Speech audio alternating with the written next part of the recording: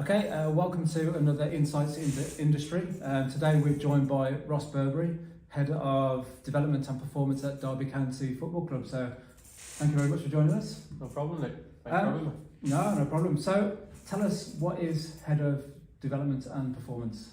Yeah, it's a fancy title, isn't it? I think it's one of those titles that is a bit all-encompassing. So with regards to my role, it's overseeing performance and analysis provision at the club. It extends from first team into the academy and then also across to the women's team as well. So very much a strategic role, a Cat 1 football club, a League 1 club that has got ambition to go much higher. And as a result, a lot of responsibility that comes with it. So a lot of work to do. Okay, fantastic. So tell us a little bit about your journey and how you arrived at this kind of current position. Played ice hockey as a kid, did martial arts as a kid, had a real affinity towards fitness, always saw the value in conditioning, and been a real key part in me throughout ice hockey because I was never any good, so I had to try and do something to stay in the game.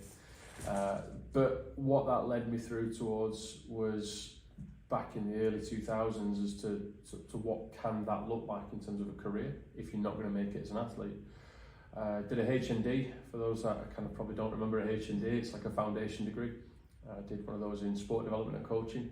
Really kind of enlightened me as to what you could do within professional sport as a practitioner, which led me on to a sports science undergrad, and then got into Sheffield Wednesday's academy, helping out within the evening programme, looking at the FDP, YDP age groups.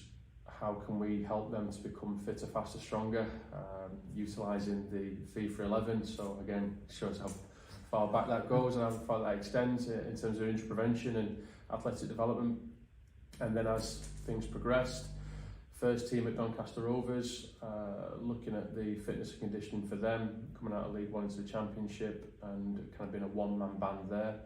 And then the journey kind of started really from going from heart rate monitoring to GPS monitoring, from S&C to really heavily reliant upon sports science, subjectivity to objectivity, and kind of ended up here through a few years. Yeah. Can you look back and think of one kind of one point that inspired you to kind of follow this career, to pursue it? It was just a love for fitness. I worked for a short period of time over in the States in ice hockey, and that kind of opened my eyes a little bit as to, well, what could working in ice hockey look like within North American sport. That's where the kind of pinnacle of ice hockey is really. And playing the game at an English level, although not very high level, was something where I really wanted to be and where I wanted to go. And trying to find ways of staying in sport was something that I had to do from being a player, because again, I wasn't very good. How do I find ways to stay in the game as a player, do things that other people can't or probably won't?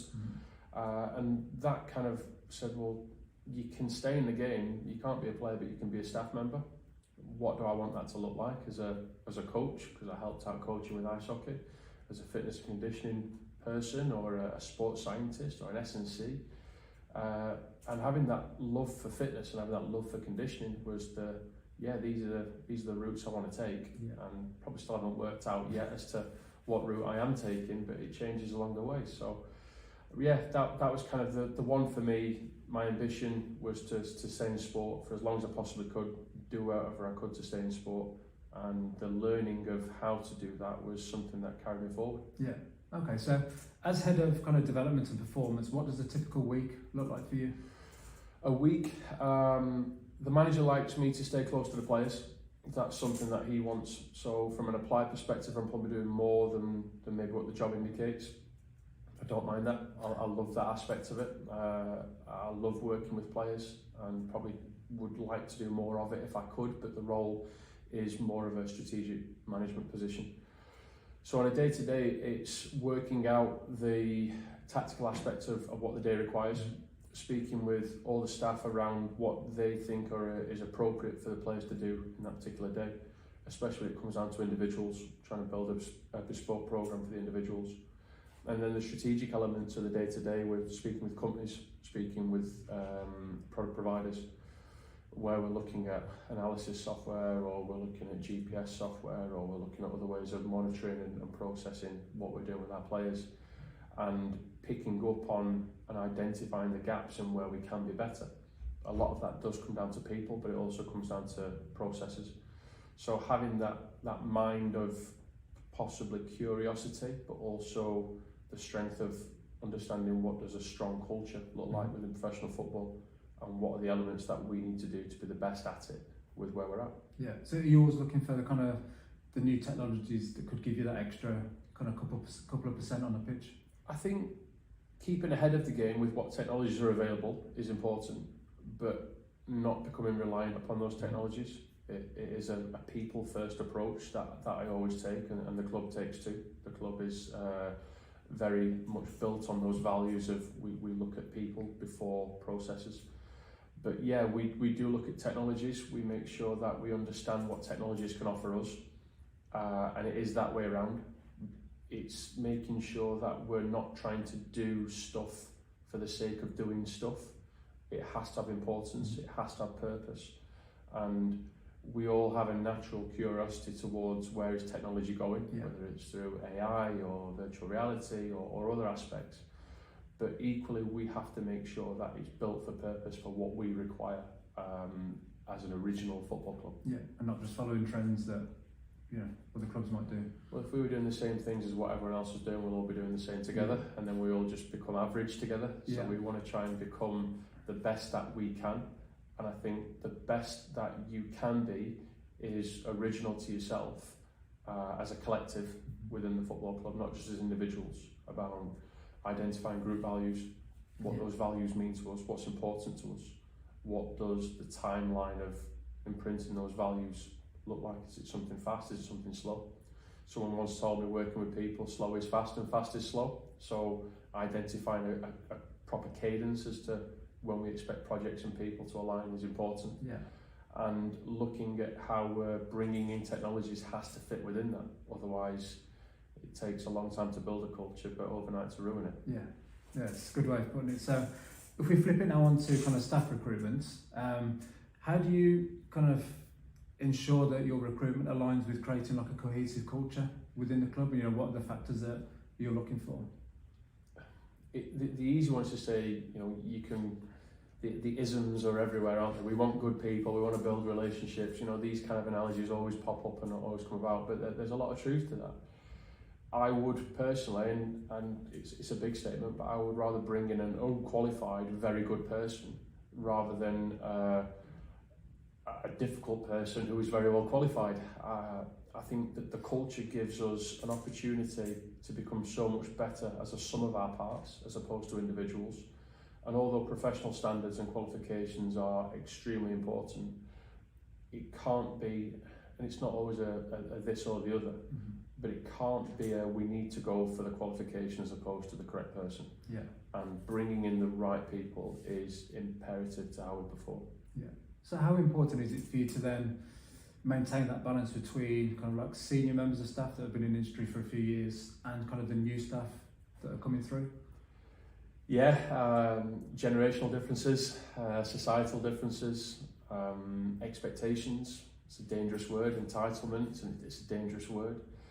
But what we have to be aware of within an evolving organisation, or any organisation for that matter, is that the people play a crucial part, and we don't want to bring in all of the same, because we're just going to get, like I said before, an average of everyone, and there's no real curiosity or innovation or productivity because nobody's challenging one another. We're all doing the same things and we're all in agreement, and there's a bit of a group think going off. But equally, when we talk around diversity, and that's something that we try and bring in, or I try and bring in within regards to recruitment, it's not necessarily a diverse person we're looking for. It's not a different age or a different ethnicity or a different education as such. It's more around diversity of thought. And when we talk around diversity of thought, it is having the level of emotional intelligence to challenge other people for the betterment of the group, not necessarily to challenge someone to then show them that you're more intelligent than them or they're inadequate. It's more around how can we get this group better by, maybe challenge is the wrong word, because challenge insinuates almost a bit of confrontation or a bit of conflict, but we do want to give people a little bit of a poke to go, well, have you thought about this? And we talk around the multidisciplinary team. So the multidisciplinary team is everyone stays in your lane. Great, no problem. There's a lot of clarity there. There's a lot of understanding of what your roles and responsibilities are. But are we really getting the best out of one another by staying in your lane? We very much take an interdisciplinary approach. So we have the lanes, and if we're a car and we all stop in our separate lanes, we can change lanes at times. We can go and join someone else to go and help them or provide support and assistance. We see that quite a lot within medicine and performance. Our performance guys assist medical on a day-to-day basis. They get involved within rehab. There's a talk around conditioning. There's a talk around how we're then making rehab purposeful to then go back into training. In the same way that when we talk around analysis and medicine, we can look at mechanisms of injury. We can anticipate what we're forecasting around rehabilitation through video footage, through some form of biomechanical analysis. So there's a lot of change where people can sit in different camps but still remember what lane they're in. Mm-hmm. But that comes with communication, it comes with understanding, it comes with belief and trust and togetherness, all the words that you would associate with a really strong group. Yeah, nice. Yeah, it's an interesting way of looking at things. So platforms like Edexpro, how are they going to complement or enhance your kind of current recruitment strategies? So we had students that came through the other day from the recruitment through Edexpro for the performance vacancies for next year for our clinical gap years. And we were having a chat with the students, and we want the students that are going to be coming to us through Edexpro to showcase their personality, showcase their character.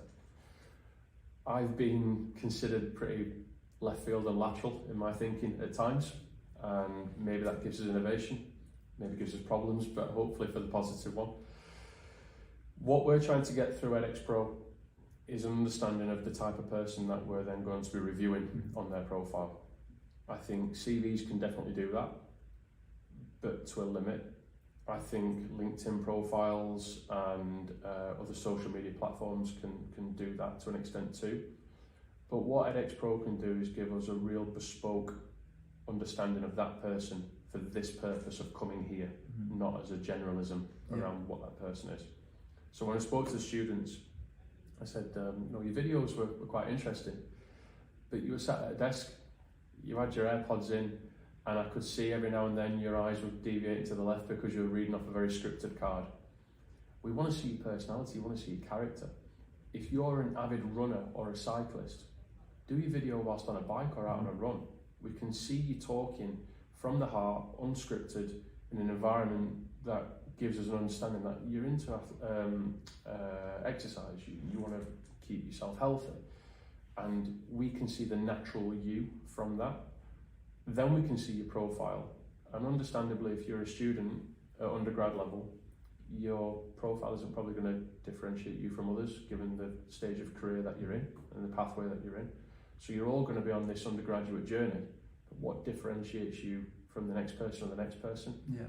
And I think having a real sound understanding of someone's personality and character is what can definitely help us using Edexpro. Yeah, so I think that's one of the main kind of strengths of what we do is the video profile. So in your opinion, how much value does that give to you when you're actually going through that process? I know you just touched on it slightly, but it gives us a huge amount of value, and it also cuts down the recruitment time, because you're taking away one aspect of the interview that you would normally have to do to vet people or to get an understanding of who they are.